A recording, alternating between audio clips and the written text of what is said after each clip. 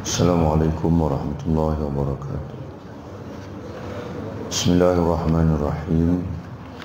Alhamdulillahirabbil alamin. Wassalatu wassalamu ala nabiyyina wa habibina wa syafi'ina Muhammad ibn Abdullah wa ala alihi wa ashabihi wa man ihtada bi hadihi wastanna bi sunnatihi ila yaumiddin, amma ba'd.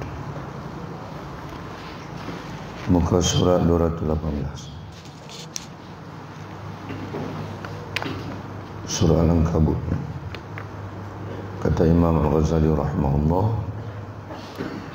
ayat-ayat jawahir, yaitu ayat-ayat ma'rifatullah, mengenal Allah, sama ada yang berkait dengan zat Allah, sifat Allah, ataupun af'alullah. Af'alullah bermaksud perbuatan-perbuatan Allah. Dan apabila kita sebut perbuatan Allah, iaitulah ciptaan Allah ataupun makhluk kejadian Allah. Kerana yang tidak diciptakan hanya satu saja, iaitu Allah. Yang lain semua adalah ciptaan. Sama ada yang berupa fizikal, termasuk kejadian-kejadian, peristiwa-peristiwa. Dan semuanya tidak lari, kata ulama, daripada masa dan juga tempat. Tidak lari daripada masa dan juga tempat. Jadi daripada surah Al-Ankabut, kata Imam Ghazali, ayat jawahir ada 9 ayat.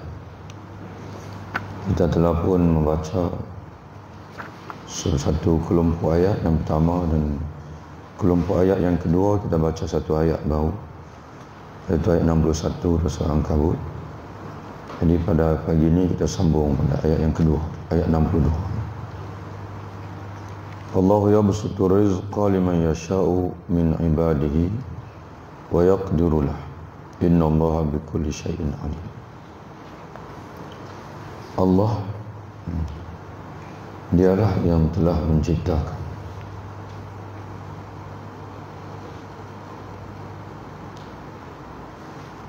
Allah, dialah, Allah lah. Di situ mula situ. Muka surat 219.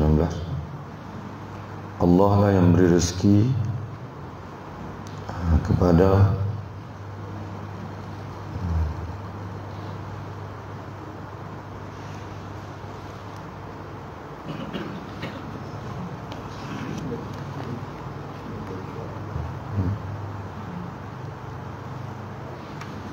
dan banyak binatang. Di situ ayat yang tamam.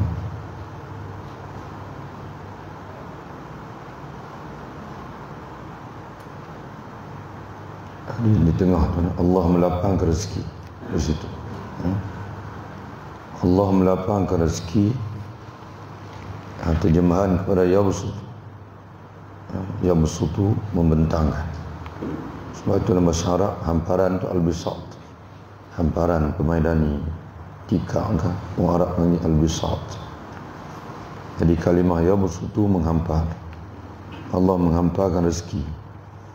Tapi bahasa yang paling sesuai dengan kita, melapangkan rezeki, membuka rezeki, meluaskan rezeki, liman yasha, bagi siapa yang dia kendaki, min ibadihi, di antara hamba-hambanya. Ada hamba-hamba yang Allah Ta'ala lapangkan rezeki. Wa yaqdiru lahu, dan dia pula yang menyempitkan rezeki baginya, yakni bagi hamba-hamba yang dia kendaki. Sesungguhnya Allah Maha mengetahui segala sesuatu. Innallaha bikulli syai'in alim. Allah mengetahui segala sesuatu, termasuk keperluan hamba-hambanya. Cuma masalah hari ini, tuan-tuan sekalian, kita diajar bahawa rezeki itu duit.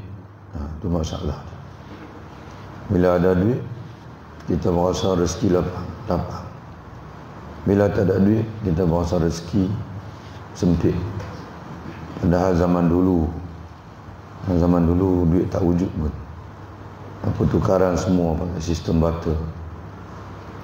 Bahkan sampai ke hari ini, tuan-tuan sekalian, kebanyakan makhluk hidup tanpa duit. pokok-pokok dia tak ada duit. Bahkan Nabi sebut dalam hadis yang kita baca minggu lepas, "Lau tawakkaltum 'alallahi haqqa tawakkuli." Jika kamu benar-benar bertawakal kepada Allah dengan tawakal yang sebenar-benarnya, nescaya Allah akan mengurniakan kepada kamu seumpama buruh yaghdu himasan wa taruhu khimasan.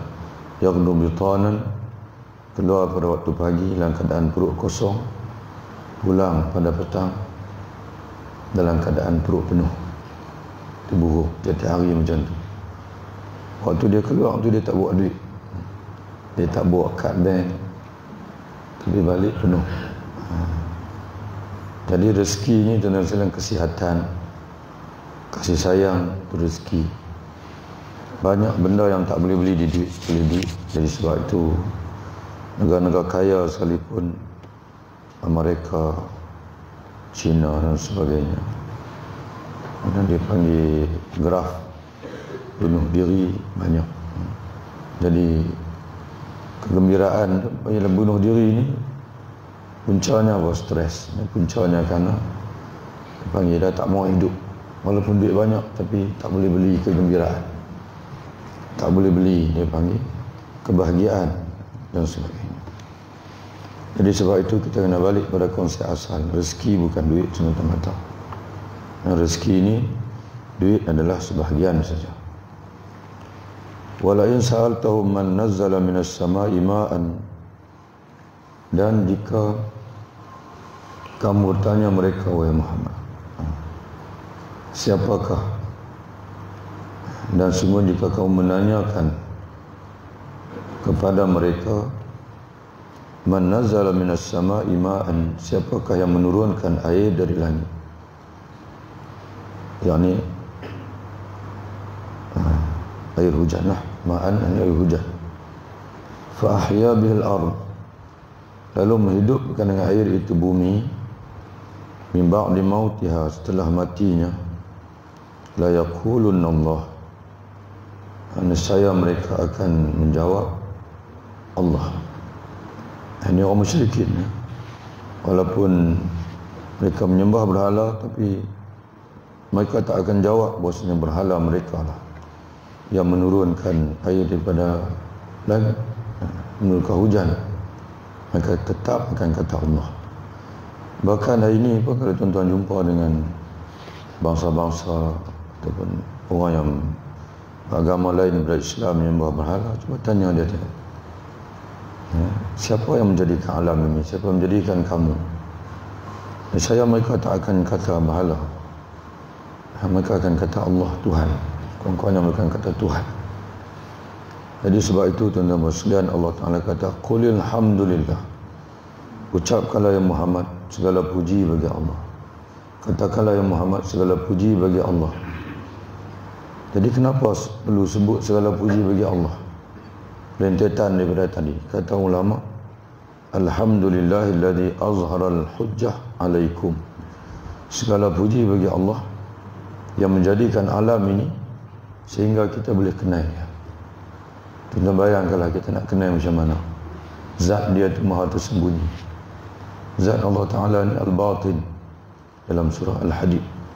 Huwal awwal wal akhir wal zahir wal batin. Dialah yang maha awal, yang maha akhir, yang maha nyata, yakni kewujudan dia, tanda-tanda kewujudan dia. Kerana semua yang wujud di alam ini semuanya menunjukkan kepada adanya Allah. Kalau Allah tidak ada, mustahil alam ini akan tercipta. Tapi pada masa sama kata Allah al-batin, dia maha tersembunyi, iaitu dari segi zat dia. Yang zat dia sangat tersembunyi, sehingga kan tak tersembunyi macam mana tuan-tuan sekalian. Laisa kamitslihi syai', tidak sama dengan dia sesuatu pun. Bila dah tak sama dengan sesuatu, akal kita tak boleh nak fikir akal ni terdetik apa pun hanyalah benda yang dia pernah tengok, yang dia pernah rasa. Itu dia panggil akal. Jadi sebab itu bila Allah Ta'ala jadikan alam ini, maka kita boleh kenal dia. Kita boleh kenal dia dengan nyata daripada nyata bukti-bukti kewujudan dia. Dan alhamdulillah lagi tuan-tuan sekalian, kerana Allah Ta'ala ni janji, dia bagi tahu kita bahwasanya dia akan tunjuk diri dia di akhirat nanti, tapi untuk ahli syurga saja, untuk ahli syurga. Allah Ta'ala akan tunjuk diri dia. Dan dalam hadis ni menyebutkan bahawa hijabuhun nur, hijab yang menghijab Allah Ta'ala dengan makhluk sekarang ni, Allah Ta'ala ada. Kalau dia tak ada, mustahil ada alam ini. Tapi di depan Allah Ta'ala itu ada hijab. Hijab dia kata Nabi lah hadis, hijabuhun nur, hijab dia adalah cahaya. Nah, hijab Allah Ta'ala adalah cahaya. Bal aksaruhum la yaqilun. Alhamdulillah, maha suci Allah. Terima kasih, syukur kepada Allah, kerana dengan dia menjadikan alam ini menjadi hujjah, menjadi bukti yang cukup nyata bagi orang yang nak beriman bahwasanya Allah Ta'ala ni ada dan dia maha berkuasa. Dia maha berkuasa, maha hebat sifat-sifat dia. Tapi sayangnya kata Allah, bal aksaruhum, kebanyakan mereka, yakni manusia ini, la yaqilun, tidak mau menggunakan akal. Kalau mereka mau guna akal saja, mereka pasti masuk Islam dan mereka pasti beriman kepada Allah Ta'ala. Tapi mereka tidak mau menggunakan akal. Jadi sebab itu tuan-tuan sekalian, kita perhatikan kadang-kadang manusia ini bila dia malas menggunakan akal, satu benda yang berlaku dekat dia, dia suka buat benda yang dia selalu buat, walaupun benda selalu buat itu benda bahaya. Tak maulah nak bagi contoh kat tuan-tuan, tadi tuan-tuan marah. Macam sekarang ni lah, kita kata dia lahir-lahir semua berhala, jadi dia nak buat benda yang dia selalu buat. Dia tak mau ubah, tak mau fikir, tak mau guna akal. Tapi kalau dia guna akal berfikir, dia akan tinggal bahala.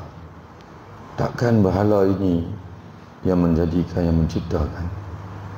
Bahala ini kena beli, kena waslihan. Bahala ni kena ukir. Bila berlaku gempa bumi, bahala sekali dengan bahala runtuh, nak kena buat balik pula. Dia kan digunakan. Tapi kenapa dia masih sembah bahala? Kerana dia malah fikir. Itu yang ditinggalkan oleh Datuk Nenek Moyang. Jadi sama juga dengan tuan-tuan yang isap okok benda kurang. Sama juga dengan saudara. Sebab apa? Allah, saya tak boleh tinggal lah. Sebab tak boleh nak tinggal. Tapi kalau guna akal, mengaji dari segi saintifik, yang pertama sekali dari segi sains, dari segi penemuan ilmu, ini akal lah, dari segi akal, memang semua doktor mengesahkan bahawasanya merokok ini bahaya. Yang keduanya, guna akal dari segi ijtihad agama. Semua ulama majlis fatwa seluruh dunia pun dah keluar fatwa bahawasanya merokok ini tak boleh. Yang ketiganya, dari segi ekonomi pula, semua akal dari segi duit. Tuan-tuan sekalian, habis duit, bukan mendatangkan duit, habis duit. Kemudian semakin tahun tuan-tuan sekalian, bila cukai semakin tinggi, okok semakin mahal. Tapi kenapa isap okok juga? Tak boleh isap, kebiasaan. Kebiasaan melang, orang panggil apa? Mengatasi, orang panggil logik lah. Itu tuan-tuan sekalian contoh. Contoh-contoh pun tuan-tuan kena berhenti dah rokok. Mana orang yang semayang, yang mengaji ni tak sesuai dah. Tak sesuai dah. Dia panggil, wa ma hadhil hayatud dunya illa lahwun wa la'ibun. Dan tiadalah kehidupan dunia ini, wa ma hadhil hayatud dunya, dan tiadalah kehidupan dunia ini illa malaikan lahwun, dia terjemah gurauan, wa la'ibun, dan main-main. Tapi dalam tafsir tuan-tuan sekalian, lahwun ni talhu bihil qulub, ada dua tafsir. Talhu bihil qulub, suatu yang melalaikan hati, melalaikan hati.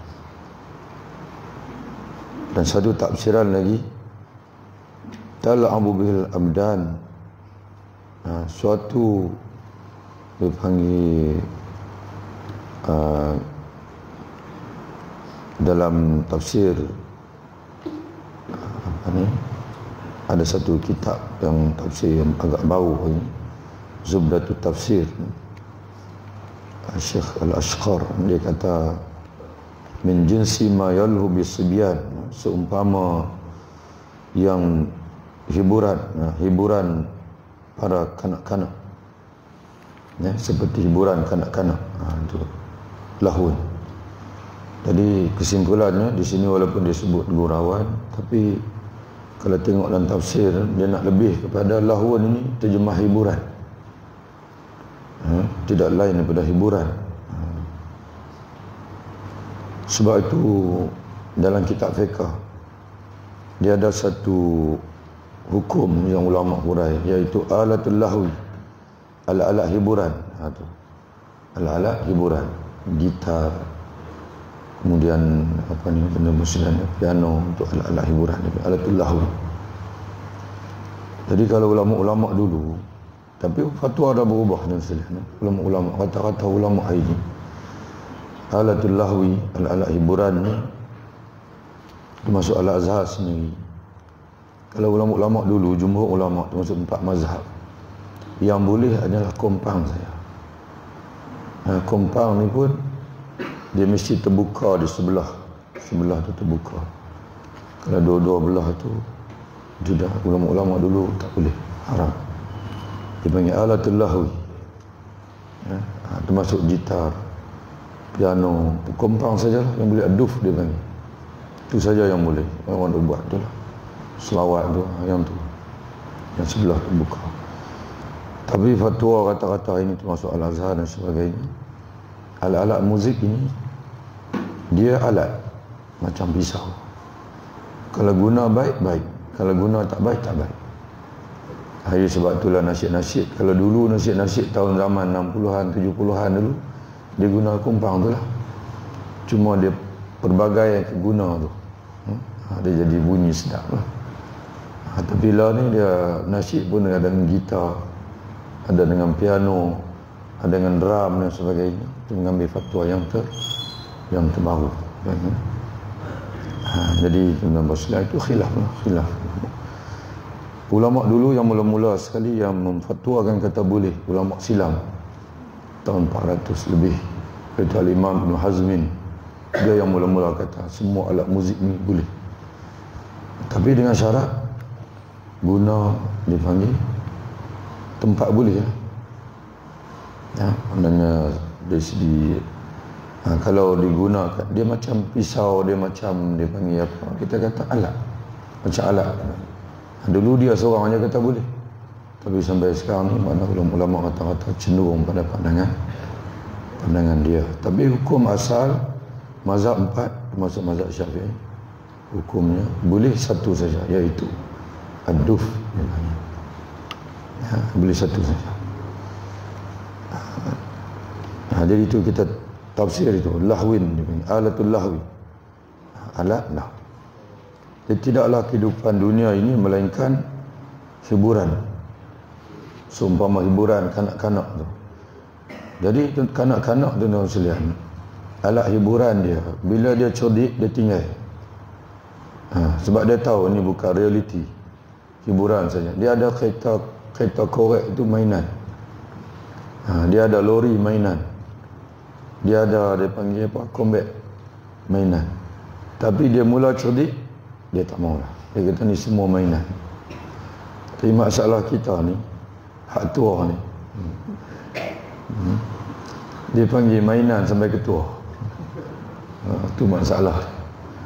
Maknanya apa tu sila? Minat bola sampai ketua, minat drama sampai ketua, minat televisyen sampai ketua.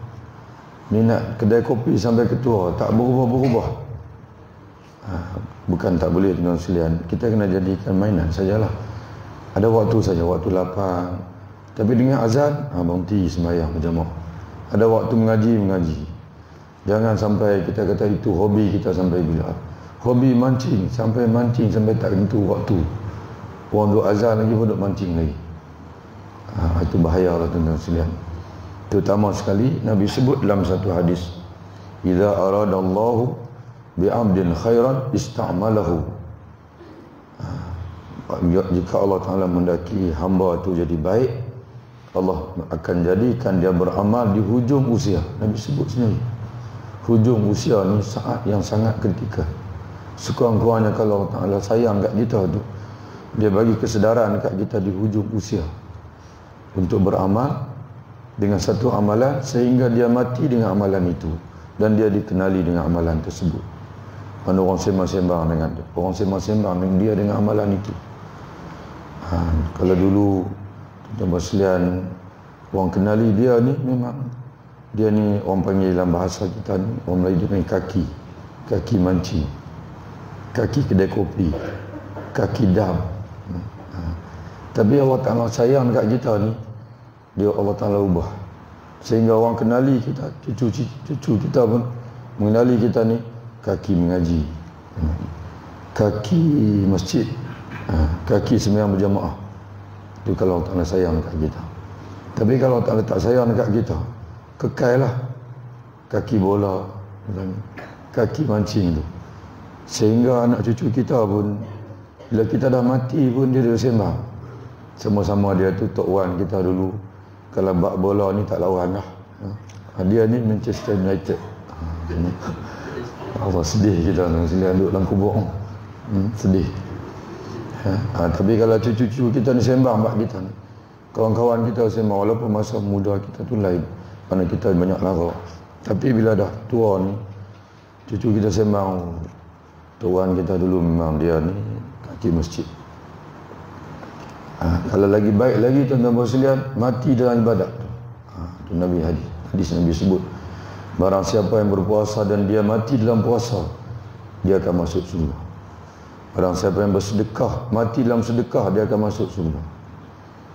Itu tuan-tuan sekalian, alhamdulillah, ada kesempatan sikit dalam 2-3 hari ini, dah siap pun dah cetak lah 40 hadis, 40 hadisan, 40 hadis dalam 40 hadis berkenaan dengan kematian yang indah. Ini tuan-tuan beli nanti insya-Allah. Nanti kita akan buat diskusi juga insya-Allah di sini. Ada ingat tamu abang lagi, tapi abang dah. Buku tu insya-Allah yang hadir di diskusi ni buku percuma sebab ada orang wakaf. Ada orang wakaf insya-Allah. Jadi kalau tuan-tuan nak wakaf boleh juga. Untuk diskusi tempat lain pula insya-Allah. Sebab di sini dah sebut awal, kita wakaf di sini dulu lebih kurang 50 naskah.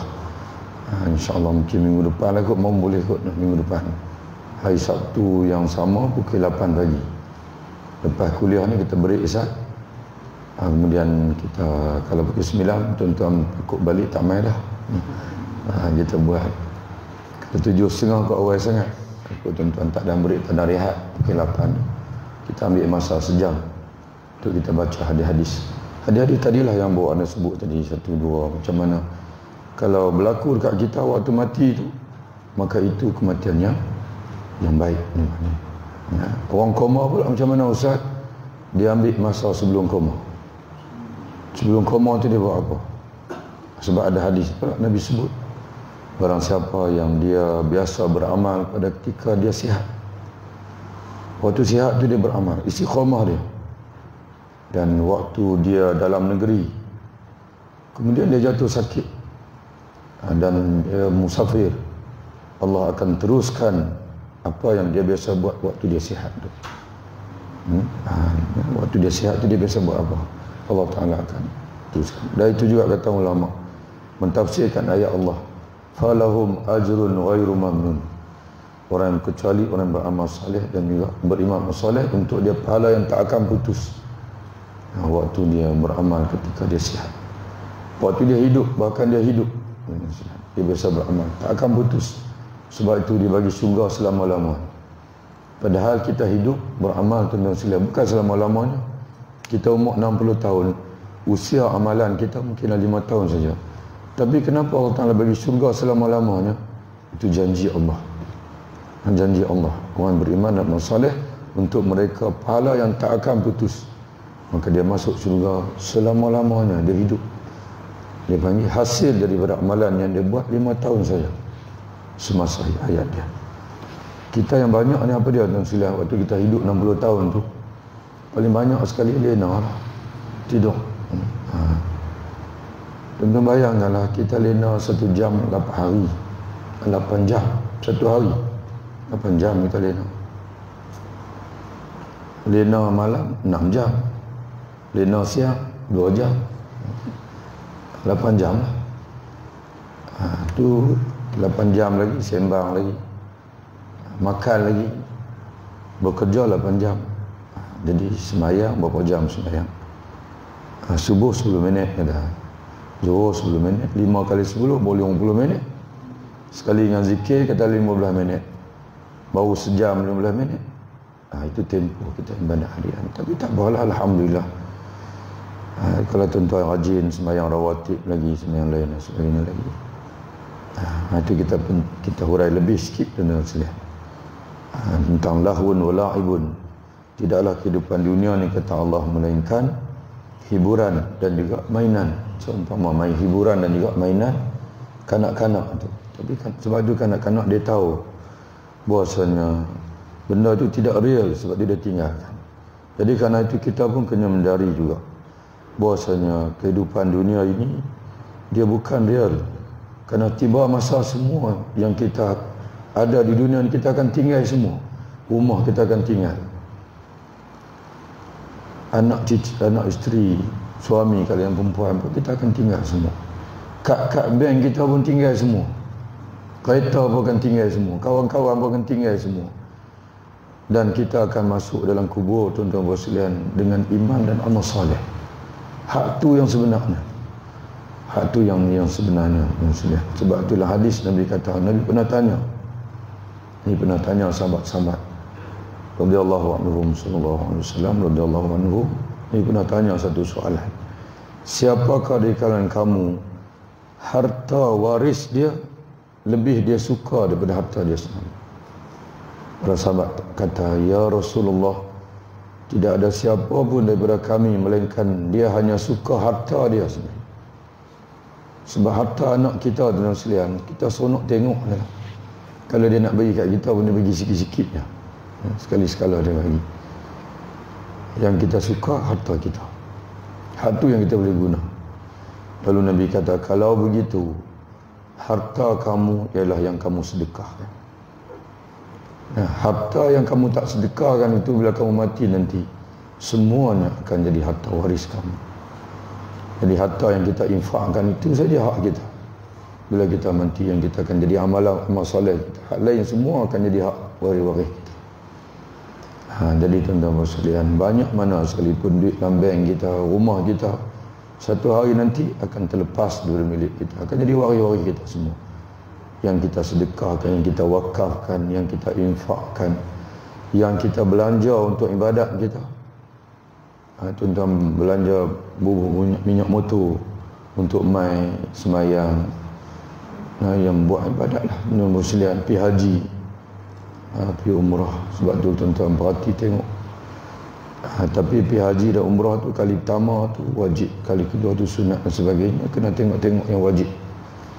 Jangan tuan-tuan duk kira nak pergi umrah saja, contohlah tuan sekalian, tapi tuan-tuan abaikan hak yang lain.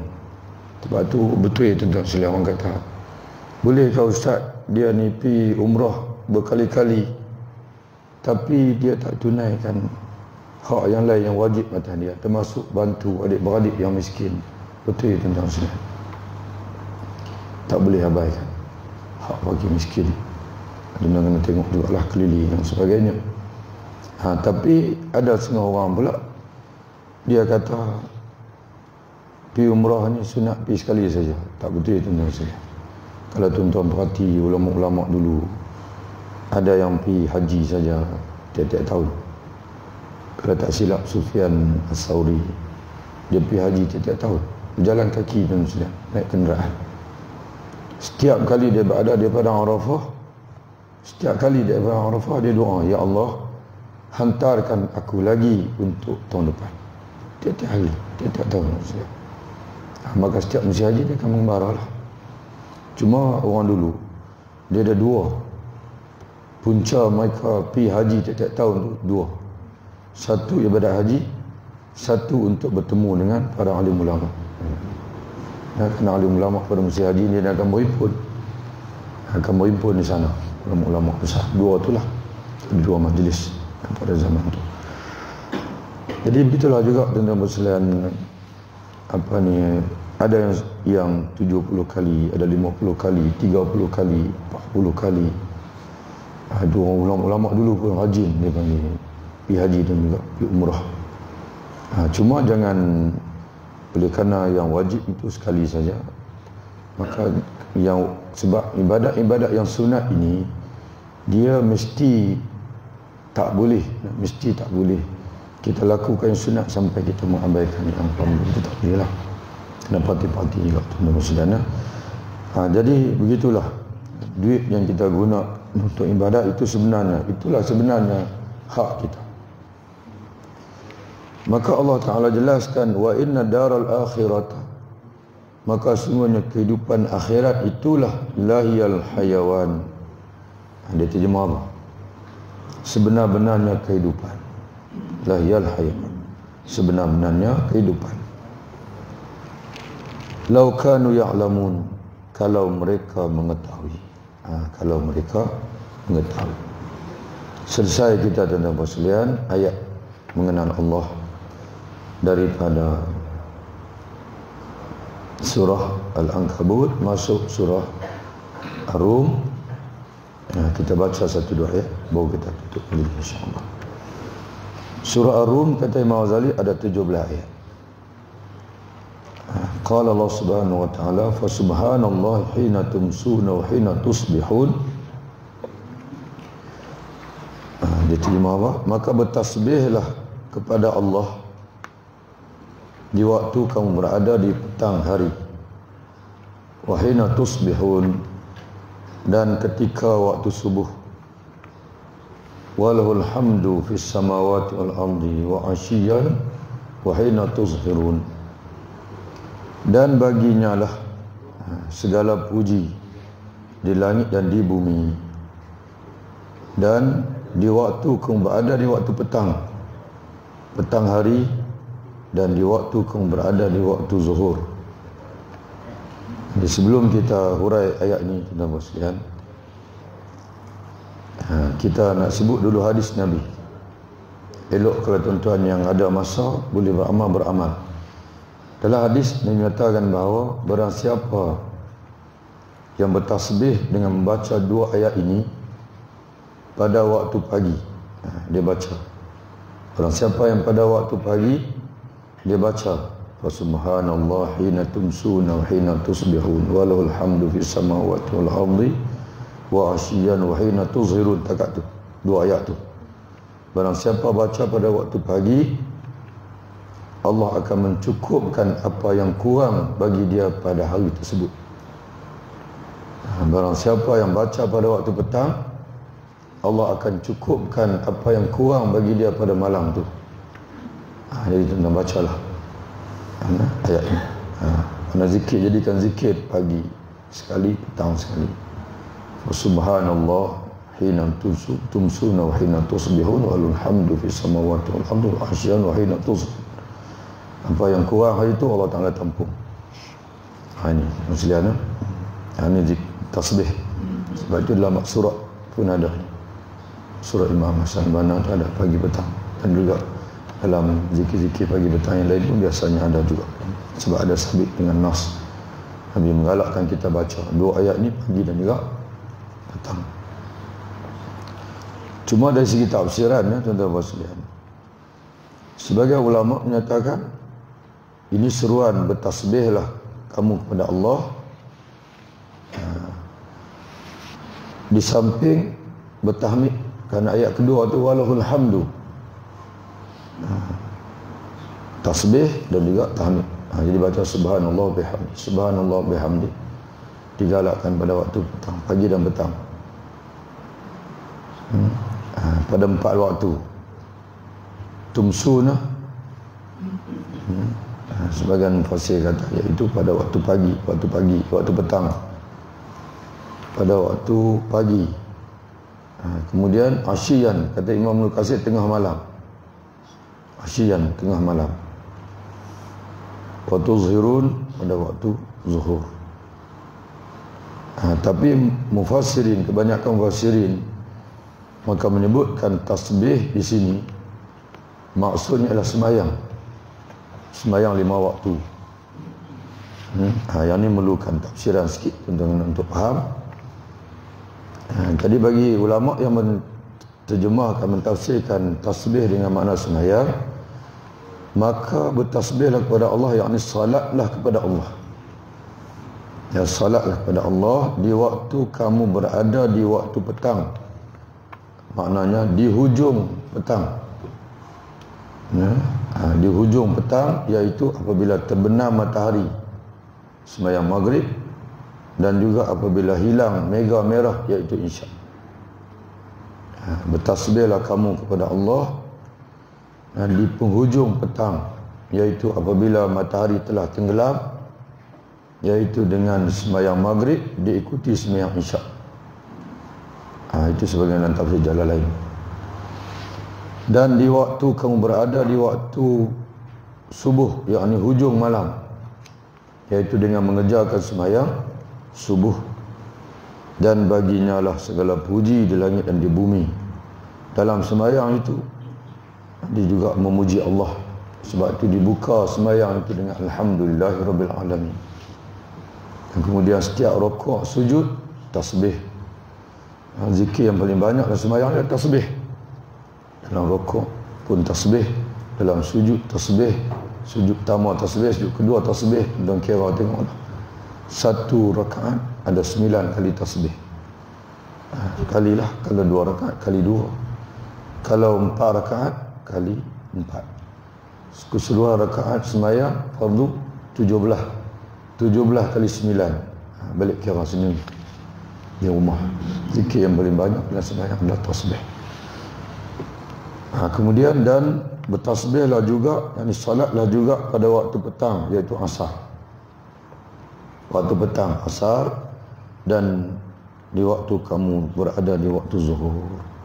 Jadi sebab itu tuan-tuan sekalian, orang yang jaga sembahyang fardu, dia dah tunaikan perintah Allah dalam ayat ini. Dia dah tunai perintah Allah dalam ayat ini. Cuma tambah lagi lah, tuan-tuan sekalian, tambah lagi dengan sembahyang sunat dan juga tasbih pagi dan juga petang. Kita berhenti di situ, insya-Allah nanti kita sambung lagi dalam kuliah kita minggu depan, insya-Allah. Insya-Allah minggu depan dan berselang ada 2 majlis lah. Dia minta izin lah pada Tuan Surau. Tak minta izin lagi, umum dah program. Minta izin untuk pukul 8.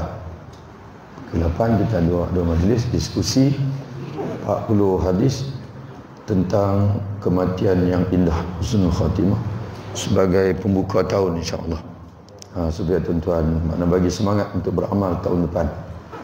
Untuk beramal untuk tahun depan dengan amalan-amalan yang kalau kita mati tahun depan ni, insya-Allah mana mati yang baik. Mati yang baik, insya-Allah. Wallahu a'lam bishawab. Assalamualaikum warahmatullahi wabarakatuh.